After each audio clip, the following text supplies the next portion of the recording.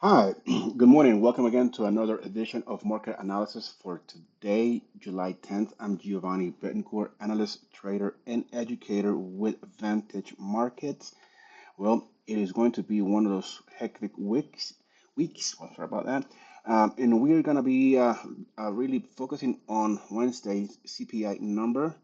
Uh, and Powell estimates that it should be around 4%, but obviously it's far away from his 2% target, which he says that it'll be reached right around 2025.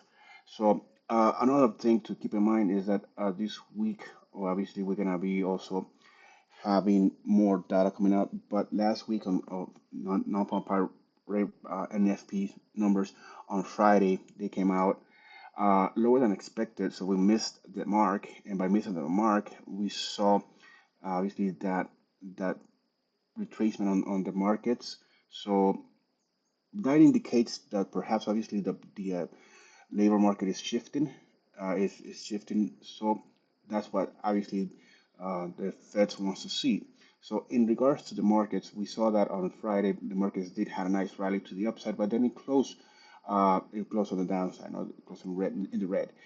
Today we have opened also in the red. We fluctuated lower today, and 15,000 is the support for the Nasdaq. If we happen to violate this support, we can speculate to reach this double bottom made on the 26th and the 27th of June.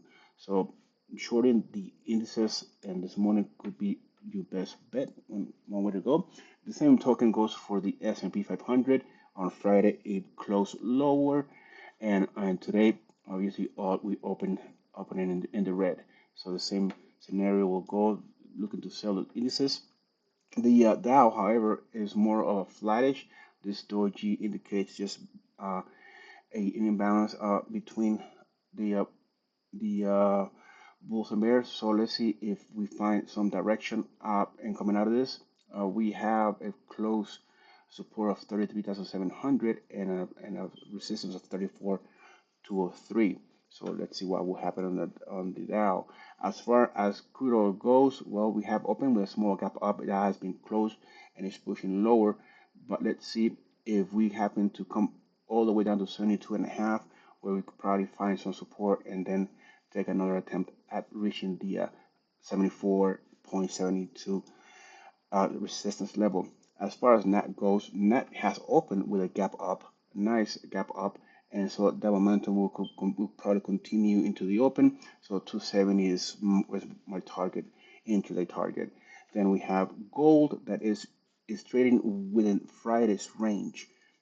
So this could probably come and indicate that we could probably enter one of those consolidation stages, just ranging a lot of movement in gold, as well as for silver is looking to do the same, as it is trading within Friday's range. So here, therefore, we could probably speculate that today is going to be one of those just sideways movements. Copper is also in Friday's range. It has fluctuated to the upside, has fluctuated to the downside. I should looking back to come back up to where it open. So let's see what will happen. But it is one of those days that a for scalping could be a nice way. But you need volatility for that. Then we have Bitcoin that is also just really just range is flat really, the same as talking as on Friday. So we could probably just speculate that at any given moment, Bitcoin will do some sort of breakout to the upside or to the downside. Which way?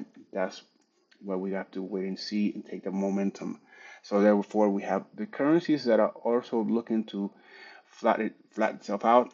We had opened with a gap down. We have closed that gap. So speculate the continuation of that gap down movement is one of those ways to go. As far as the pound goes, it is trading lower. It did open with a gap down. Has been closed. So let's see if that will continue, and that will continue if the dollar index continues to push higher and come up to the 102.5 handle. You will see a continuation drop on the currencies. Okay. Well, that's it for me today. Thank you for watching. I'll see you tomorrow.